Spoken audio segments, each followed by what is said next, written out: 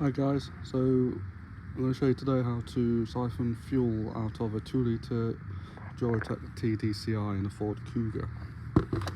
Take this off. You undo this pipe, these clip off, and put this end in a bucket, leave the car running, and it will siphon the fuel out of it. And then when you're done, just put it back together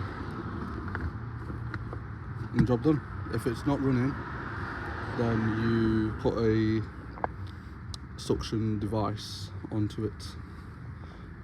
We get them from like Machine Mart and things like that, and it'll suck all the fuel out of the tank. They're about 30 quid.